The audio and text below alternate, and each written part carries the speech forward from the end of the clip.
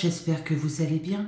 On se retrouve aujourd'hui pour vous parler de la disparition de Mateusz Kawecki. Mateusz a disparu le 28 mars 2018, en Pologne, à Uskoï. Mateusz était un Polonais de 30 ans, originaire d'un petit village appelé Uskoï, dans le sud-est de la Pologne. Il travaillait à Hanovre, en Allemagne, comme ouvrier du bâtiment depuis environ 5 ans et vivait avec son père, qui travaillait également à Hanovre. Le 28 mars 2018, il s'est rendu en Pologne pour voir sa fiancée, qui était enceinte, mais n'y est jamais parvenu. 5 mois plus tard, malheureusement, son corps a été retrouvé dans une grange près de sa maison familiale, loin de la résidence de sa petite amie. Qu'est-il arrivé à Mateusz? Le voyage à Lipia Góra, en Pologne. Mateusz entretient une relation à distance avec sa fiancée polonaise, qui vivait dans un village appelé Lipia Góra, dans le nord-ouest de la Pologne. Elle était enceinte de son bébé et sur le point d'accoucher. Mateusz a donc entrepris de conduire sa BMW 525 de 1998 vers 23h30 de Hanovre à Lipia Góra. Le voyage était de 647 km. Il devait arriver entre 8h et 9h le lendemain matin, le 29 mars. Cependant, Mateusz ne s'est jamais rendu à Lipia Góra.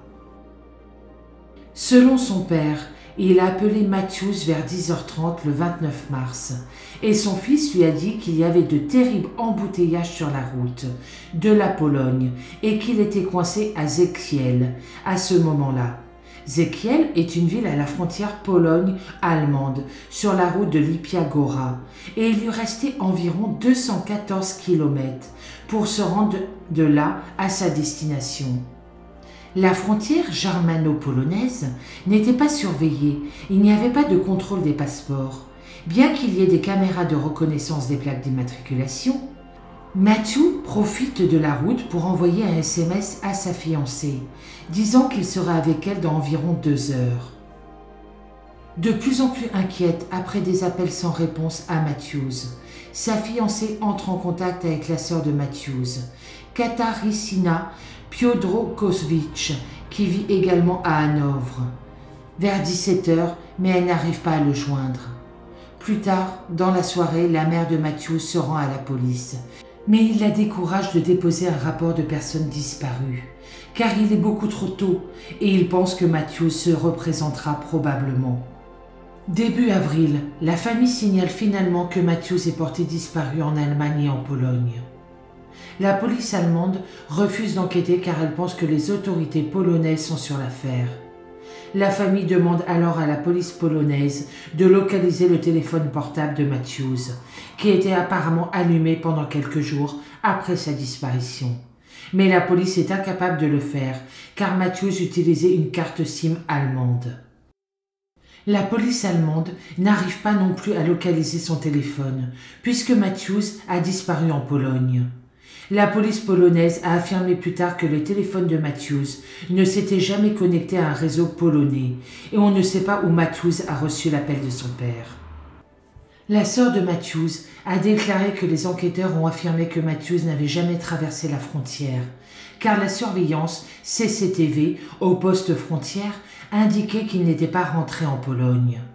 Frustrée par les efforts de l'enquête policière, la famille de Mateusz commence sa propre recherche d'indices sur la disparition et vérifie tout l'itinéraire, se rendant dans les rues latérales, vérifiant le personnel de la station-service, demandant une surveillance vidéo, faisant le tour des marchés dans les villes, proches de la frontière, avec la photo de Mateusz, et poster des affiches avec son image. La famille apparaît à plusieurs reprises à la télévision en Pologne et en Allemagne, et se plaint que la police n'en fait pas assez et ne prend pas l'affaire au sérieux. Le 12 septembre 2018, un voisin vient chez la mère de Mateusz à Utkow pour poser des questions sur leur grange, car une odeur terrible en émanait depuis juillet, et il pense qu'il s'agissait probablement d'un animal mort. Le voisin lui demande s'il peut inspecter soigneusement la grange. La moitié de la grange était clôturée, créant une pièce, et il y avait un grenier mezzanine au-dessus de cette pièce. Elle a accepté. Alors le voisin a grimpé et a vu une pile de vêtements. En y regardant de plus près, il a été choqué de voir qu'il s'agissait en fait de restes humains, composés d'une tête et d'un torse coupé. Le corps est trop décomposé pour être identifié.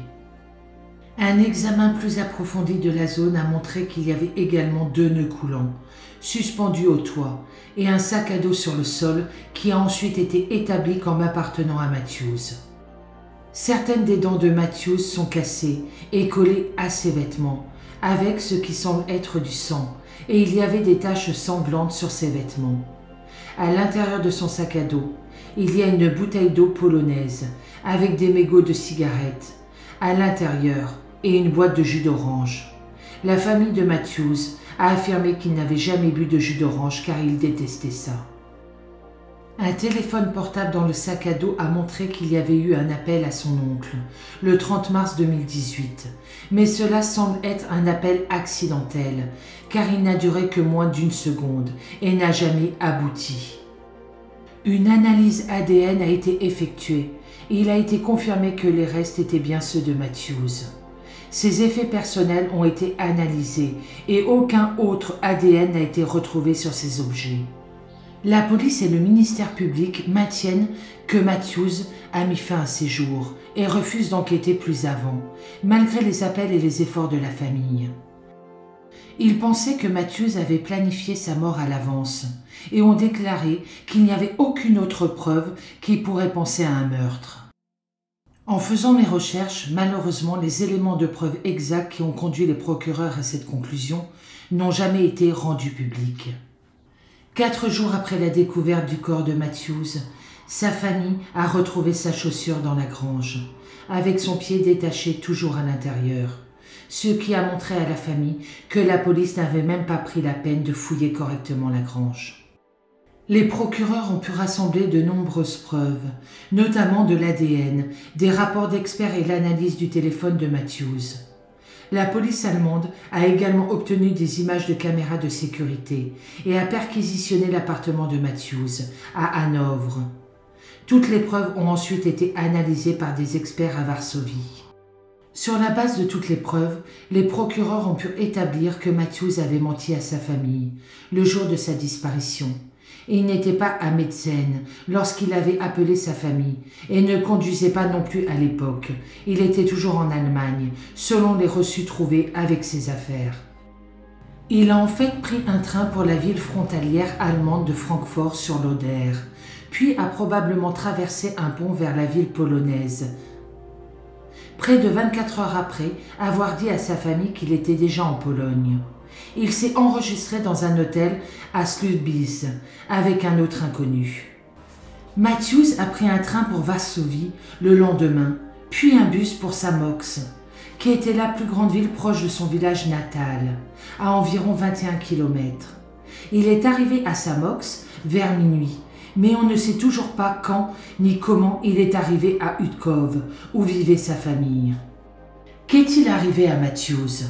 Matthews ne se dirigeait pas vers la maison de sa famille dans le sud-est de la Pologne, mais avait plutôt l'intention d'aller chez sa fiancée dans le nord-ouest, un voyage de 635 km entre les deux.